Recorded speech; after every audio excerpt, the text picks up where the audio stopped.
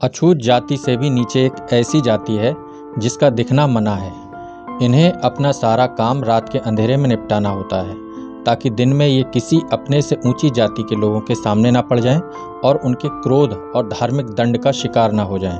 Tamil film मादथी Tamil Nadu की एक ऐसी ही जाति पुथिरै वन्नार में पैदा हुई 14-15 साल की लड़की योसाना की एक त्रासद लोक कथा है जो भारतीय समाज के सीवर के ढक्कन को उठाती है और जाति की सड़ांध के साथ साथ सतह के नीचे बह रहे जहर को भी बखूबी सामने लाती है। इस फिल्म की डायरेक्टर लीना मणिमेकलाई युवा कवि और एक्टिविस्ट भी हैं। इसका प्रभाव उनकी इस फिल्म में बखूबी दिखता है, जहां फिल्म सामान्य नरेशन के बजाय फ्रेम दर फ्रेम आगे बढ़ती है, जो कभी तो आंखों को सुकून देती है लेकिन अक्सर आंखों के रास्ते हमारे अंदर उतरकर विस्फोट भी करती है और हमारे धर्म, नैतिकता, सभ्यता की चिंदी चिंदी उड़ा देती है।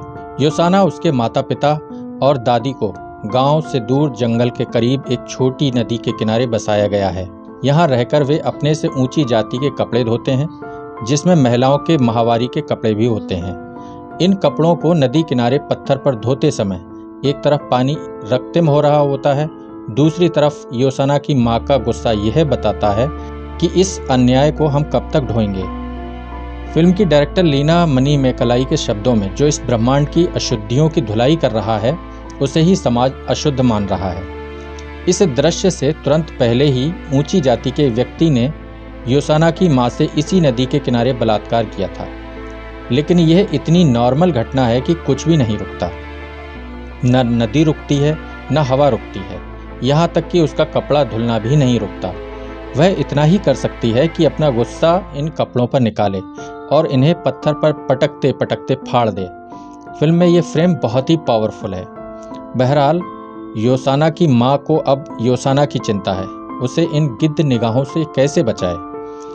पुथिरै वन्नार जाति में जन्म के समय लड़की को मारने की प्रथा है, लेकिन ये प्रथा उच्च जाति के लोगों की तरह पुत्र की चाहत के कारण नहीं है, बल्कि लड़कियों को ऊंची जाति के सेक्सुअल अत्याचारों से बचाने के लिए है।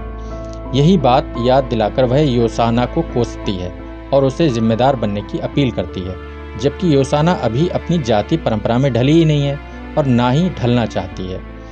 वह तो प्रकृति का हिस्सा है। जंगल, पहाड़, नदी, पशु पक्षी उसके दोस्त हैं। अभी उसने सभ्यता के राजमहल में प्रवेश नहीं किया है। अभी वह खुद की तलाश में है।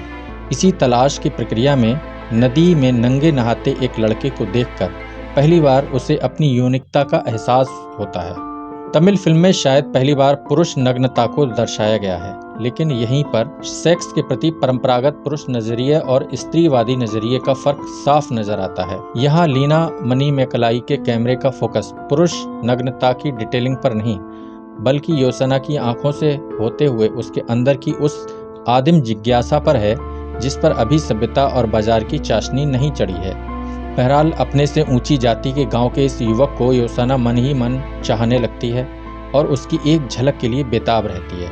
फिर फिल्म इस तरह टर्न लेती है कि जिस रात गांव में देवी मादथी की स्थापना हो रही है, उसी रात योसाना अपनी हद लांघकर उसी लड़के की एक झलक पाने के लिए चुपके से गांव के अंदर दाखिल हो जाती है। इसी दरमियान गांव के 5 लड़कों द्वारा गैंग रेप का शिकार हो जाती है।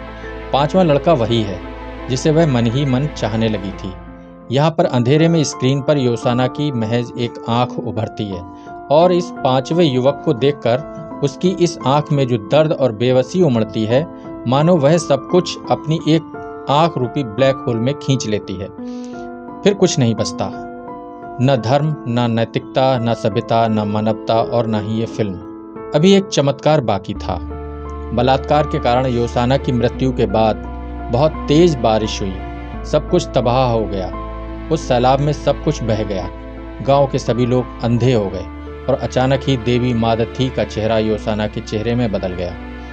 फिल्म की टैगलाइन आंखों में चुभने लगी।